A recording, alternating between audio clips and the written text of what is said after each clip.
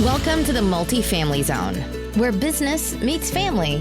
We explore what the entrepreneur life looks like from the family perspective. Now here are your hosts, Julia and Gino Barbaro. Hey everyone, this is Julia Barbaro, host of the Multifamily Zone podcast. I'm here with the co-founder of Jake Gino, my husband and co-host, Gino Barbaro. Joel, hey, how you doing? I'm good. We have a great guest on today. He's, I wouldn't say one of the first, but very early on, Josh and I were in St. Augustine, and we met this guest, and he came down. He said, "You want to have lunch with us?" I'm like, sure, let's go out to lunch. And it was a really great lunch. Remember, we went to Catch 27. And it was enjoyable. Oh, I didn't know that was. Yes. Oh, so now it's always I always hear these stories about lunches and meeting new students. I'm like, and then I meet them a while later. I'm like, I didn't realize. Yes, and exciting! It was awesome. It was really good, and I saw that this guest was going through his personal development, going through shedding his old identity, growing into a newer person, and I know he was reaching out for personal development and all, and it was great. And we've had a great relationship. He's been an amazing part of the community. I want to have him on today just to share his growth, talk about the fixed mindset, talk about what life coaching has done, talk about personal development, talk about getting a new identity, crushing those limiting beliefs. There's so much that we can dive through in this podcast. But Joel, you want to introduce the new guest? Yes. Neil, I just want you to tell us your story because it's so exciting and you tell it so well. So welcome. Thanks, guys. I really appreciate the time to add some value to your listeners. I was born and raised in New York City, out by JFK Airport. Upon graduating high school, I took my father's advice, and his advice was, go to work for this city. You'll never become rich, but you'll always be able to provide for your family. And that's what I did. I became a police officer. I did that for 10 years. I then became a fireman. I did that for 14 years. I then retired. And that's when life really got interesting, because after I retired, I moved from New York City with a population of 8 million to a small little town with a population of 1,500. So I moved out to the country. I purchased some real estate. I found a great group of people, which is the Wheelbarrow Profits group. And they really helped me grow and become who I am now. So that's really it in a nutshell. So why did you move out to a place of 1,500 people? I mean, there's more people in an apartment building in Manhattan than there are in your town. That's absolutely true. I wanted the slower pace of life. We used to come to this area. We moved up to Pennsylvania. We used to come to this area on weekends and during the summer, because the wife's a school teacher down in the city. So she had the whole summer off. So we'd come up here on vacation, and we just fell in love with kind of like the relaxed atmosphere, because down in the city, you're always going. So is your wife currently working right now still as a teacher? She's working as a teacher, but when we came up to the country, we opened a preschool. We founded a preschool, and she's running that. She wrote the curriculum for the school. And she has 80 kids that she embraces almost on a daily basis. Wow, and I thought you were the entrepreneur. She's directing that. Wow. Yeah, no, she's hitting it hard. I rubbed off on her. Yes. I have to say, Neil, that I do once in a while miss New York, but what I really do miss is the accent. So you're bringing that back for us because my son still has it a little bit. I don't know where he got it from, but you really bring it out. So I just appreciate that. That's 40-foot years in Queens. I can tell. In awesome. Queens. Yeah. So what does it feel like once you left there? What was the transformation of leaving a place where it's a lot harder? I mean, people are rougher. I mean, conversations are shorter. Expectations are different. Moving out to a slower environment. It was actually a very big adjustment, bigger than I thought it was going to be, because again, in the city, everything's at your fingertips. And here in the country, you have to drive to go anywhere. Here, people actually wave to you. They smile at you. They say good morning, and you're not immediately thinking, well, what's the angle? It's just that's how people are. Like, people are just friendly around here. And that's one of the biggest things that attracted us here. Also, we were city folk, and we'd come up to the country, and people would actually like wave at you as you were walking down the block or driving past their house. They like everybody was very neighborly. And yeah, what was that moment where you and your wife had that conversation where, let's move out of the city for that type of slower pace? it was something we actually brought a vacation house here specifically because we knew that once our time in the city was up, we were running. Okay. And so the conversation just kind of happened gradually. Like we knew. And then when I said I was retiring, that was it. Like we retired and we were gone. Some people still hold on to that. They say, yes, we're going to leave, once the kids grow up, all that. We always hear all those reasons. But once it's time to move, or once it's time to leave what you're so comfortable and used to, even though everyone says they hate it and all, it's still sometimes can be a little challenging, or, you could move and kind of miss it, and feel a little depressed. And you know what I'm saying? It took a good 3 years. Okay. Before I get over the quote unquote depression. Because that's again, to talk about, because a lot of people assume you can't wait to leave, you leave and everything is wonderful, and they're not feeling wonderful. So there's something wrong. It's imagine driving 100 miles an hour, right? You're on the highway and you're driving 65, 70 miles an hour, and then you come to a complete stop. That's the best visualization I could give to the transition that it was. So there is the transition. So tell me how you got through that, how your wife got through that, because it's important for people to hear. Like I said, because a lot of us, think you move and everything's great. So tell me how you got through that 3 years. We got through because it was about building a better life for the family. That was what really grounded us. That's really why we made the move. We didn't want the kids growing up in the city. We wanted them to grow up in an environment where they could enjoy the outdoors, in an environment where they were, it was just very friendly, very laid back, very relaxed. The transition for us as parents or as a couple, we couldn't go out we couldn't go out as often because there's not as many restaurants here, right? The theater's not here. We can't just jump in a cab or on the train and a half an hour later you're in New York City in the middle of Times Square going to a show and dinner. So that was a big transition for us. We had to kind of get used to doing more things at home and enjoying those meals at home. Things along those lines. So looking back at your life now, what would you have done differently when you got out of college or high school and got into a job? Would you have done anything differently? Wow. What I never like looking back. I never like saying I don't have any regrets. Doing things differently, I would have entered into multiple streams of income much earlier in my life. I would have embraced those multiple streams. So I would have embraced adding value to people's lives, and I would have created products so that they could live easier. And I would be doing what I'm doing now 20 years ago. I wish I would have started earlier.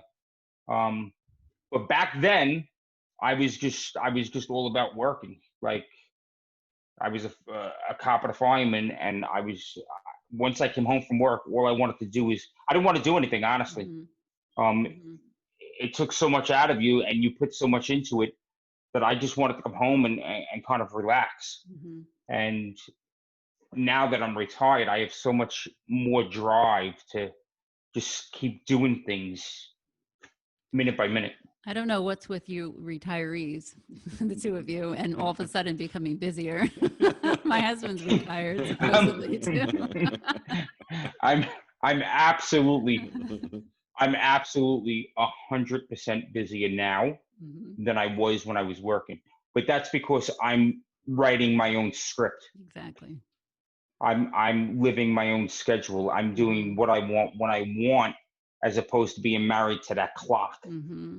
So there's a big difference between being busy and, like Jim Rome says, I guess doing tasks and having results. Huge difference. When you're Motion and action. W-2 and when you're an employee, you're worried about tasks, right? But when you are an entrepreneur or you're quote unquote retired like Neil Schoepp and Gino Barbaro, you're worried about results, right? This is a result. This podcast, we get on, we're going to add a ton of value, and there's a result there. It's not just busy. It's about creating. And when did that light bulb go off for you? For me, it went off March 1st, 2016, when I left the restaurant and I went into real estate full time. I had done that. I had weaned myself off 6 months earlier to do it just on the weekends, the restaurant. I did real estate full time. But once all of a sudden it hits that you're on an island all by yourself and you're like, wow, I better start generating revenue, or I better start doing tasks that generate that revenue. When did that light bulb go off for you? It's funny it was in March for me also, believe it or not. It was March 3rd of 2015. And what happened was I went on vacation. I had vacation, and I was on vacation, for one day. And it was like a light switch was thrown, like something just, I can't even describe it, like something just happened. And I looked at my wife and I said, listen, I'm going to look at my numbers, my pension numbers, and I'm out of here. Like, we're retiring. We're going to live the dream we wanted to live. And our dream was the kids grow up in the country. The kids know that environment. We wanted to open a preschool, so we opened the preschool. And on that day, I just looked at her and I said, listen, I don't want to go back to work. Like, I want to live with the family, on the family schedule. And why don't we just do this? Mm-hmm. And she was a little taken back. Her concerns was, you're going to be around too much now. Oh, gosh. And it all panned out. Like it worked out. She does her preschool. I'm doing the real estate and the personal development, and it kind of meshes very well. Mm-hmm. You know, a lot of us have that moment, that light bulb moment that you guys are talking about, that light switch. And maybe most of us, I'm not sure the percentage, but we don't actually take action. We just think about it. Like, wouldn't that be amazing? And then we go back to our life, you know, and it takes a lot of courage. It takes a lot of action steps, a lot of encouragement from the people all around us. You know what it takes? It takes pain. Okay. That's what it takes. I'm sorry, I didn't mean to cut you off, but you can go encouragement and all. I know. I was trying to be polite. You're rolling dice. Okay. It takes pain. It does. Neil is sitting there going, I don't want to go and arrest anybody else, or I don't want to go put out a fire and get killed. Right. I'm sick of having smoke. I'm sick of doing this. And there's got to be something better, right? Yeah, but even then, a lot of us will just like, that would be awesome. Could you imagine living in Florida on the beach? And then we're like, okay, time for work. Got to go back. So it does take a lot. It takes a lot of, you know. I messed her. I wrote Neil. She was on the roll. I mean, she's like, those again, she's like a right? baby. Like, come on, yeah.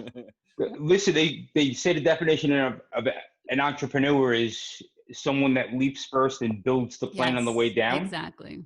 And that's kind of what you got to do. Like, if this is what you want, then go and do it. Yeah. And have the resolve to know that you'll be able to figure things out.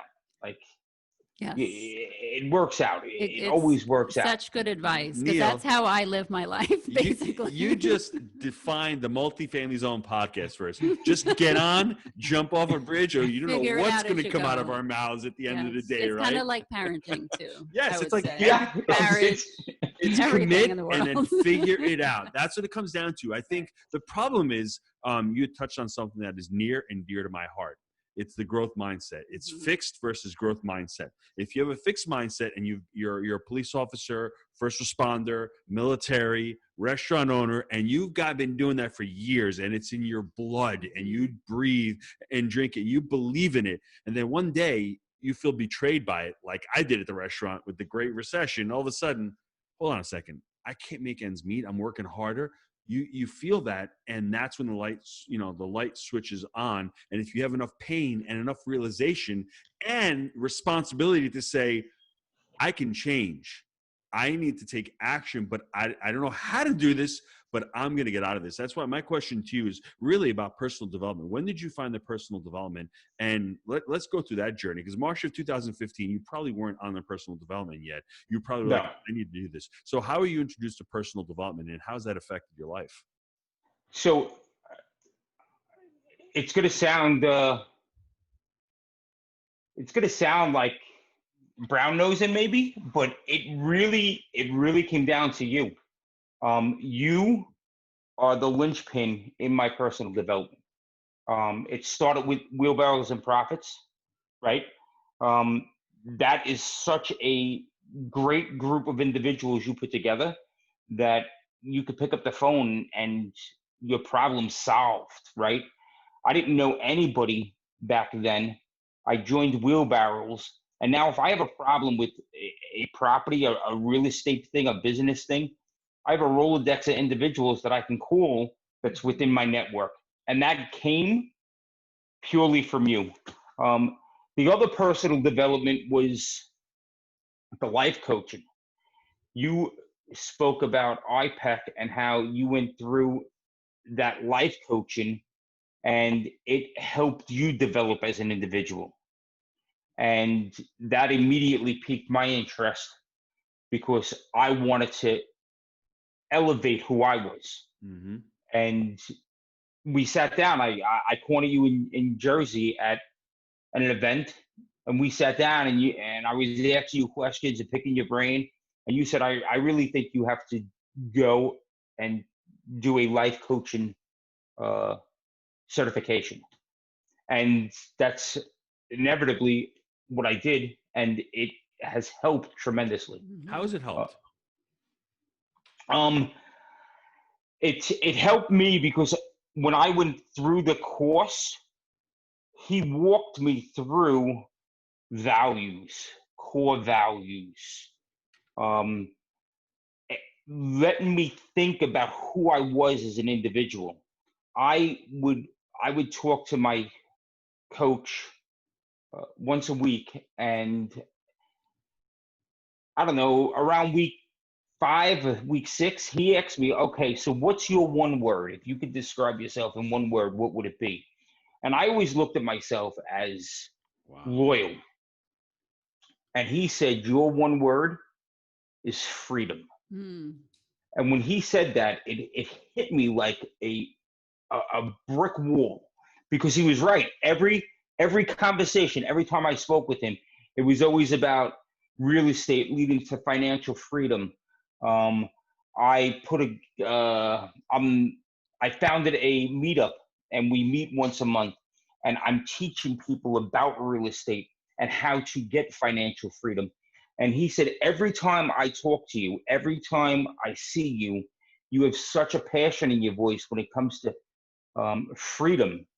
Now, I use financial freedom, but I was talking to him about the Constitution and everything else, and he's like, your word's freedom. And he was absolutely right. So hold on, I got to put my wife on the spot. What's your word, baby? I was thinking about it. So I'm going to give 3 words for myself. Okay. Number 1, my wife's going to like this. Yeah. Kick ass. Oh, That's my word, right? I like these. Those are 2 words.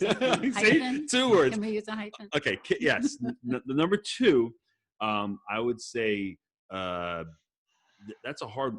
Oh, really? But yeah. I thought you had 3. I 3 have in your head? 3. I have 3 in my head, but it's hard to narrow it just to one word, right? Sure. Really value, because I'm out there. I'm trying to give as much value to the next person, right? I get on phone call. I've been doing calls for free forever. I'll get on. I love to talk to people. I've done over 500 podcasts, and I don't really monetize that, right? So what does that end up being? That ends up being just a giver. Really ends up being a giver.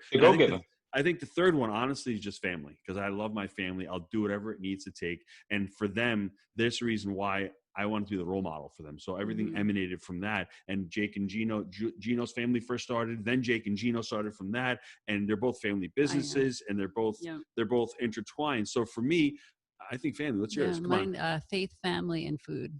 Faith, family, and Yeah. food. That's 3. That's I like food. Yeah. Everyone likes food. Well, some people, some people don't look Everyone at food. likes food. Wow. If you don't like food, then call me because we have to talk. Okay, we gotta talk about So Neil, what's on the what menu. would you tell people out there to say, life coaching, blah, blah, because I get that. And unfortunately, fortunately for you, but unfortunately, a lot of people are not ready for the message of personal development, of responsibility, right? It's always somebody else's fault. That's what it comes down to, right? Is that responsibility. And it's so easy to blame people, right? Neil, you know that. It's so easy. We could give an excuse. We could blame, our spouse. We could blame anyone. Blame the or government, children. We could blame our yes. kids. We're not going to go anywhere until the kids are older.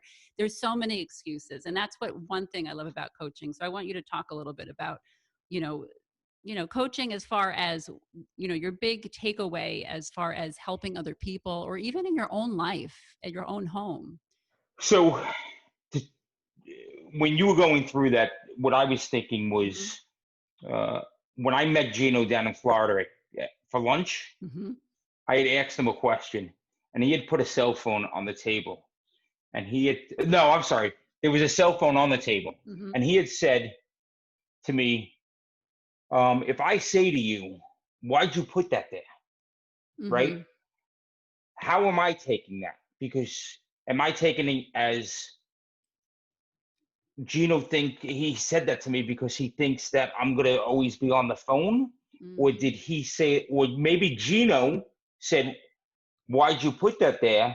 Because the glass of water could fall and wreck the phone. So that leads me to, Gino told me to go out and buy a book, Energy Leadership by Bruce Schneider. And that book talks about the 7 levels of perception. And that was the kicking off point. That was one of the moments for me. Because in a real short synopsis, it just talks about becoming aware of how you're receiving things and how you're responding or reacting to them, right? You can respond, you can react. And it delves into you becoming much more aware and much more responsible. Yes. And once you hit those 2 things, that's kind of like the foundation. Awareness and responsibility is the foundation to everything else. So funny because next week, I knew what you were thinking, so I'm gonna say it. No. Next week our podcast is on awareness. No. Yes, it is. I'm not even going to say that. I'm going to give you a really great story. I'm going to blame my wife, but ultimately it was my responsibility. Monday morning, 9:00, I've got to send my son. We've got to go to the doctor's office. My wife texts me the address over. The address is incorrect. It's wrong. It wasn't incorrect. Can I finish it? Okay. Remember, my word is kick-ass, so kick-ass talks first. Mine's food. Okay. Remember, yours is I'm making dinner. Okay. So I get there, walking around, I can't find the doctor's office. And I'm annoyed because I got a call at 10:30 with a student. I don't want to be late, right? I want to be responsible. So I'm walking around. I call her. I said, can you give me the number to the office? I call the office, goes to voicemail. So I'm cursing, effing this, and my son is there, and he's like, "Dad, really?" And I'm trying. I was the one who just finished his life coaching course. Yeah, yes. So, it's really ironic because I was like, "You're talking about it. Be aware of your actions. Be aware." First of all, I should have taken responsibility to get the exact address of where it was. It was the next parking lot. Just the GPS told me. So when I actually reflected upon it, as I'm sitting in the office, I was really annoyed. You get in there, they make us wait, right? Because I was late, which is all my fault. That could have wrecked my entire week 5 years ago or 6 years ago. It could have. I was annoyed for an hour and a half. I got over it. I came home. I reflected upon it, and I said, you know what? It's not my wife's fault, although I love to blame her because she's always blaming me. So let me blame her for something. It's not her fault. It's not my son's fault because he had an appointment at 9:00. It's my fault because I could have gotten there a little bit earlier. I could have planned it out, and I could have found exactly the address without relying on somebody else. Well, yeah. And it's funny because in that moment of frustration, it doesn't do us any good. No. And that's what I love to tell people. They get really irritated with me. But, right, well, even when we're in traffic and we're getting irritated because we have to get somewhere on time, being frustrated and tense actually doesn't help anyone it doesn't help you get there faster. If you just take a minute and you know what, I am irritated, I can't find it. how about I just call my wife and she'll find it for me, right? You know what I mean? But that's so true. Like the guy cuts you off in traffic, right? Exactly. And you're annoyed with them, and now it's Mhm. road rage, and you're driving down Yep. the highway with white knuckles, and it bothers you. Mm-hmm. When you get to where you're going, you're telling the story about how this guy cut you off. Yeah. And if you can just reframe that Mm-hmm. and say, well, maybe his daughter's sick and he's got to Exactly. get home. Exactly. That maybe, because we've all done it, right? We've Yep. all cut somebody off for a legitimate reason. Yeah. Illegitimate sometimes, but Sure. legitimate. Mm-hmm. Like we're going You somewhere. never know. Mm-hmm. So I like to reframe it. And now, do I get annoyed? Yes. Sure. But I will catch myself. I will become aware of it. Yeah. I will reframe it. And 5 minutes later, I don't even remember it happened. Exactly. Yes. So I the best bumper sticker that I've seen in a while driving down here in Florida, I want everyone to put this into context. It said, "I'm not in your rush." I looked at it because I was in a rush that day, and I look at the bumper sticker and I'm like, damn, that is genius. Because you know what? Why am I tailgating this person? Why? It's my fault for being late. I put myself under that pressure. I could have left 10 minutes earlier. So everyone reflect upon that. I'm not in your rush. So that's an amazing. Can I use it on you? Yes, you can. I wonder. If you want to. I wonder if I say that later. Wow. So Neil, let's jump into how did it change your life? I mean, this whole personal development. Well, I want to know even personal, like home, like with your wife and with your children, because that to me was the biggest. It was unbelievable, when we start, and I'm not going to say use coaching on the family, but you start listening differently, right? Jedi mind tricks. Jedi mind tricks. Sometimes I actually agree with that because I'm like, wait, did that just happen? But maybe you listen differently or you assume things differently because a lot of the times we all think we can mind read. We know what the other person's thinking. You know what I mean? So what was the biggest? Can you think back on something that you were just in awe of? So, again, it goes for me personally. It's awareness.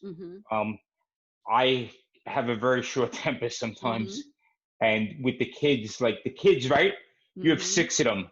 I can't imagine the buttons they can push because there's 6 of them. So there's 6 different buttons, and they're all getting pushed. I think there's 7. Oh, yeah, the wife is pushing the buttons. What are you talking about? She's got the biggest button there. You know the red one at Staples? She's nailing that thing for me. How do you got that? So it's all for your benefit. I know. It's to help you be it's better. Growth. I know. So for me personally, it's allowed me to not flip off the handle immediately. And when I do, I can catch myself much quicker. And I think that's valuable to the kids. I really do, because the kids see how you do things and they emulate that. So they're going to see me losing my temper and then retracting it, apologizing, and now I can ask her a question about, well, what did you mean by that? How did that make you feel? I can draw that information out and engage in conversation as opposed to just yelling and screaming, which I used to do a lot of. So I've curbed that by a good 90%. Do you think your children, how old are your children? 17 and 15. Okay. Have you seen them use that a little bit? Because it's all our example, you know what I mean? That kids, I mean, you when they get that age, you see yourself in them, right? I see it. I see it more in my son, the younger one, than my daughter. My daughter's much more. She follows the wife in the wife's footsteps more. They can communicate much better than we can communicate, and I think it's because I see a lot of fixed mindset in my daughter. I really do, and that fixed mindset absolutely just it annoys me. It does. I just want her to realize that it's so this is a frustration that I have is I want her to realize that she can go about things in different ways. It doesn't have to be my way. Yeah. But it can be different ways. Is it one of those things where you see yourself in her and it yes, frustrates you? Yeah. Yes. Because I was the same way. When I was younger, that's who I was. I was trapped in more of the victim and the conflict state than in the responsibility and the concern state. And that would, I know that it's better in the responsibility and the concern state. And I know that when you take responsibility, it actually relieves the stress from you. And I'm trying to get her to do that. And she fights me like, but listen, she's a teenager. She fights me. She's got to find her own way. And what I find with the kids is I will listen to a podcast in the car. Like, that's all I do. Like, they get annoyed because when I'm in the car, I'm listening to podcasts, but a lot of that rubs off on them. And my little guy now comes to me, and I don't even have to tell him that he has to break out his money into different envelopes for different uses. He automatically does that now. He just brings it to me. It's like, all right, Dad, today was payday. We got to do it. And so I'm seeing that in them. So I would challenge all the listeners out there, if they haven't read the book Mindset by Carol Dweck, read that book, because it is about a fixed mindset versus a growth mindset. And we don't want to teach our kids the fixed mindset. We don't want to tell the kids, oh, you're really smart. We really want to focus more on, oh, you know what? You did a good job, but you got to work hard. And working hard is how you're going to figure out life. And it's the fixed mindset gives the child the excuse to make excuses. John McEnroe is the epitome of the fixed mindset. I mean, that guy should have won so many more majors, but it was always someone else's fault, whether it was the announcer or whether it was the wind or whether it was somebody in the crowd or whether it was the ball or whether it was the racket. He was always blaming somebody else instead of being someone like, though. It was, but I mean, it really stunted him. He was always out. If he had just accepted responsibility and said, he would have been an amazing dude. So really get out there, everybody, read that book. It's an amazing book. And I do think with the teens, you know, a lot of us deal with teens and their fixed mindset. You know, it's our example. And I know, Neil, you know, this maybe is new to even us, because we're new to this too, you know, only the past 5-6 years. So, you know, it's almost like they've dealt with us their whole lives and they've seen it. And so that's what they were raised on. So it's hard to all of a sudden be like, this is what I learned. You need to learn it too. It's going to help you. You know, it's frustrating on our part, isn't it? You nailed it on the head, Julie. That's exactly what it is. Because she's 17, right? I've only really delved deep into this the past 3 or 4 years. And as I'm learning, I'm still not setting the example for her yet. Right. So I just started setting the example. So she's had 15, 16 years of her life in one lane. And now I'm telling her, oh, well, no, you can't go in that direction. You got to turn around and come in this direction. Yeah. So, yes. It takes time, but it also, I feel like it takes us, you know, to treat them as an adult. You know, she's almost an adult, you know, even though we have 2 adults in the house, they're still my children, but you know what I mean? It's almost like we have to treat them as an adult. They have their own opinion and have just an adult conversation with them and hear them out. Use everything that when you have a client, if you have a client, a coaching client, how would you talk to them? How would you listen to them? It's really a challenge for us to start talking to our children like that, but it's so important for them to be listened to and to, you know, there's always another side. We always know better for them, so we think, but it's important for us to hear their side to it. I love that. Let's take a quick time out to hear from our sponsor. Hey, Wheelbarrow Profits family, are you struggling with ways of teaching your kids about money and financial literacy? Gino, I think we have something to help them. Tell them about it. We've been hard at work creating the Jake and Gino Youth Academy. The Academy takes a deep dive into good money habits, setting up a budget, investing, taxes, the difference between an asset and a liability, and so much more. This is a great opportunity to spend time with your children, to be their role model when it comes to money and investing, and learn how to set them on the right path to financial success. If you want more information on how you can become the next Youth Academy member, visit www.jakeandgino.com/education to begin your journey to financial freedom. As we like to say at Jake and Gino, people with financial intelligence can change the world for the better. Now, Neil, I want you to know that you've broken a world record here on the Multifamily Zone podcast. Do you know what that is, Jewel? Has something to do with me, but I don't No. know. Oh, okay. We have not spoken about business in like 30 minutes. This is like a record. Well, he mentioned wheelbarrow profits. But that wasn't really diving into real Yeah. estate or business or any of that kind of stuff. So, I was wondering why I had a smile on my face the whole time. is that why? Yeah. Dude, we're not talking business here. I actually forgot all about it. I could never We forget could about talk it. business. Let's talk. So just a couple of real quick questions about business before I really want to sum up your journey for the listeners. How has it helped in the business world, personal development? Again, I'm going to pound this home again. It comes back to awareness.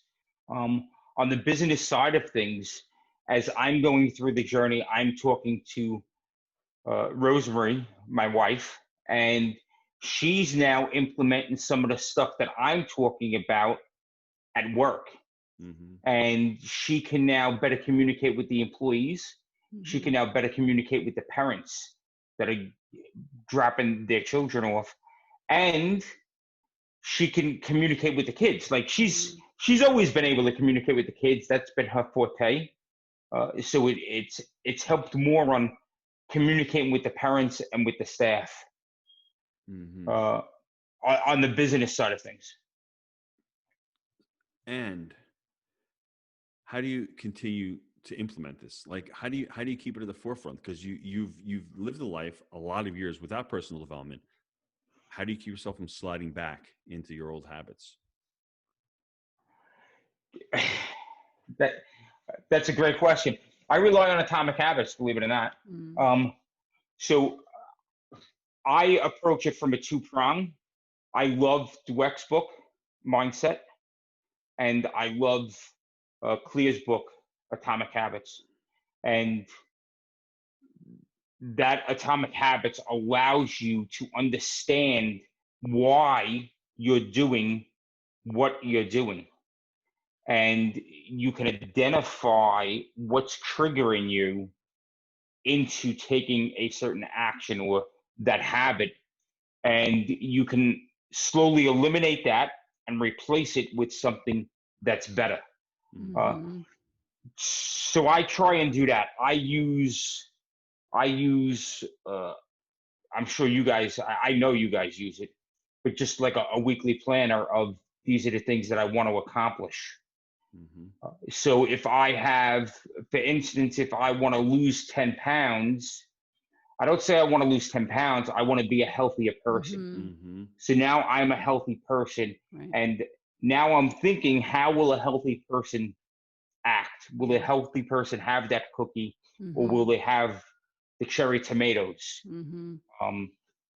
And just going along with those habits, I'll leave the cherry tomatoes on the counter as opposed to leaving the cookies on the counter. Right. It takes discipline, right? We have to, and decision making. We have to decide to be healthier if we want to be. You know, every moment we have to decide, like you said, to choose the healthier option. And that goes into the language you use, right? Yeah, like I am a healthy person. Yeah. I'm not trying to lose weight. Right. I'm not trying to run. Yes. I am You've already a made healthy the decision, person. right? You've already made Yes. the decision that you're a healthy person.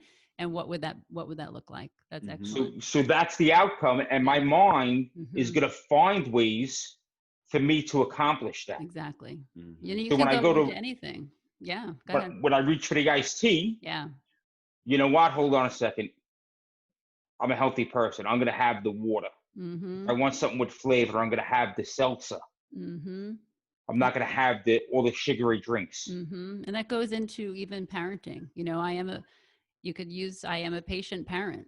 you know, and it could be that extreme. You can go into Or a any patient spouse. There you go. I was I'm so good to you. We're going to talk about this. I'm just kidding. I'm just teasing.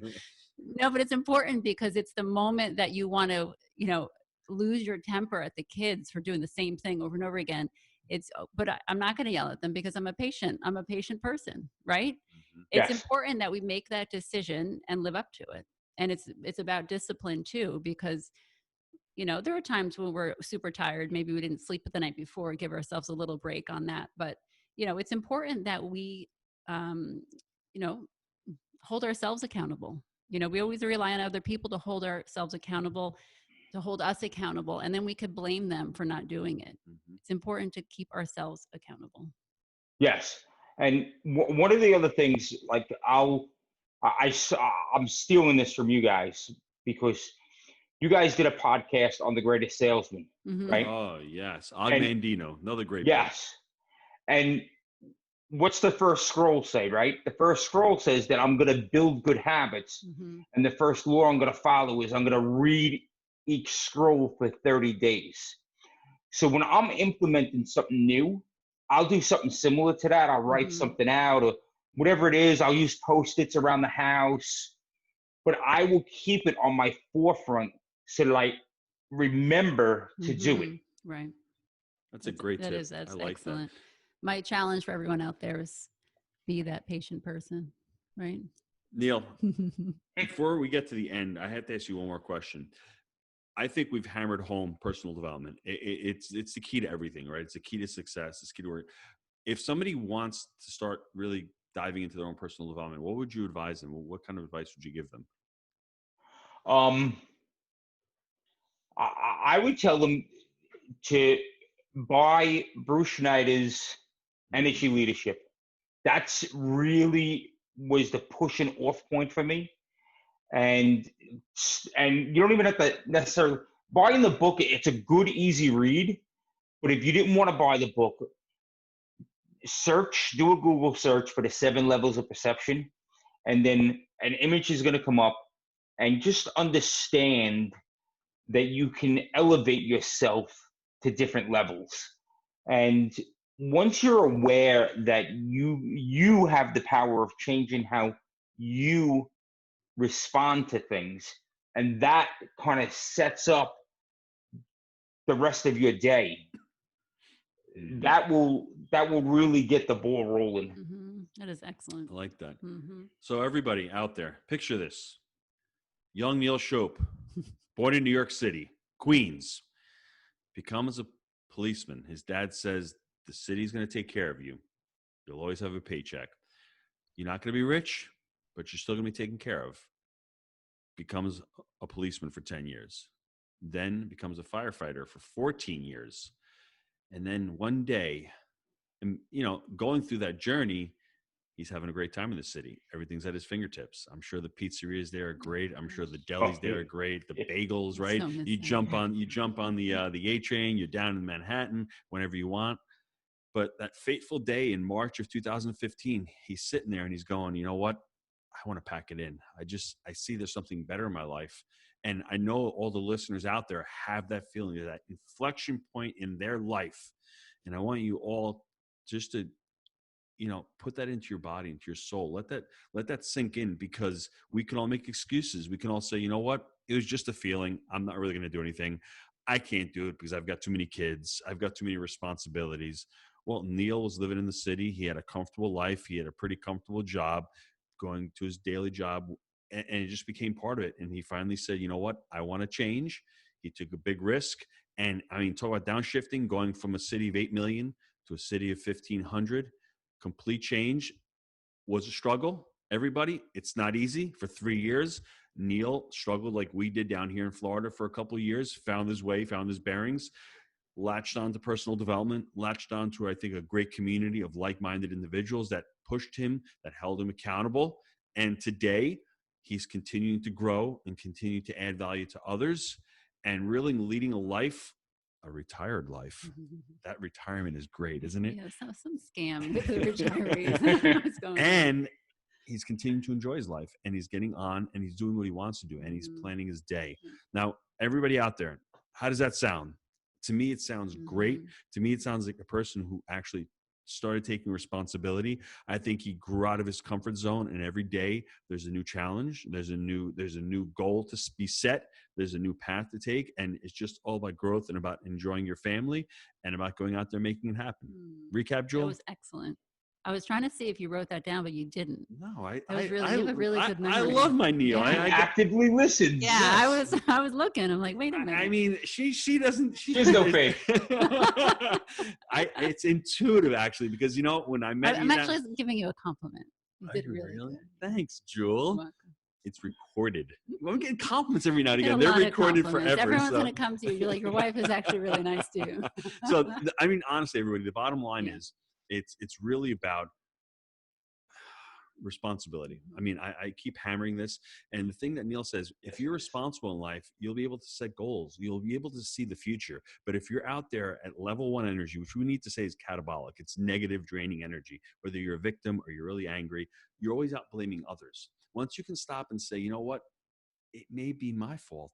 How do I fix this? Those questions you ask yourself, what can I do to fix this problem? You're going to get solutions out of it. And until you become and go into that level, like you're talking about, the anabolic stage, the energizing, the stage that gives you the thought process. You have high emotions. High emotions leads to higher intelligence. Lower emotions leads to lower intelligence. My wife right now, she's got high emotions because she keeps giving me compliments. So she must be really energized, right, baby? That's right. So I'm honored, and I'm really thrilled that you've been on the show, that you've shared your story. How can listeners get a hold of you? They can shoot me an email. I'm willing to answer any questions they may have. I'm willing to help them. There's been people that have helped pull me up. So it's my responsibility to now help others reach my level and even surpass me. My email is Neil, Neil, at bullmacproperties.com. BULMAC properties.com. And guys, use me as a resource. If I can help you, I'm more than happy to do it. People have helped me. So it's so satisfying to help people, isn't it? So rewarding. It is. And again, if I can say something to you so that you can get to that freedom, whatever that freedom state is for you, then that's what I'm really about. And Neil, next time you're with me, don't leave the cell phone on the table, okay? Put it in the pocket. Next time you come to Florida, how about you invite me? It was How about that? Catch 27 is a great restaurant. Yeah. I was asking you a question about perception because I was having a hard time with. I always felt like I was doing things around the house and the family wasn't doing things. And you had said, well, if I just put this here, and I say that to you, how do you take that? And it was about perceptions and how you respond to what happens to you. Right? It's your choice on how you respond, and based on that response, it's how you're going to live the rest of the day. Exactly. Wow. No, that is so true. That's powerful. Anyway, Neil, we want to appreciate you. We appreciate you for coming on. And like I said, everybody out there, reach out to Neil. If you have any questions on personal development, if you want to do a little coaching with Neil, you want to get on, you need a mentor, an accountability person, he's the guy for you. Trust me. Thanks, everybody. Thanks, Go Neil. out there and let's make it happen. Oh, boy. Crush it, guys. Thanks. Thank you. Bye, everyone.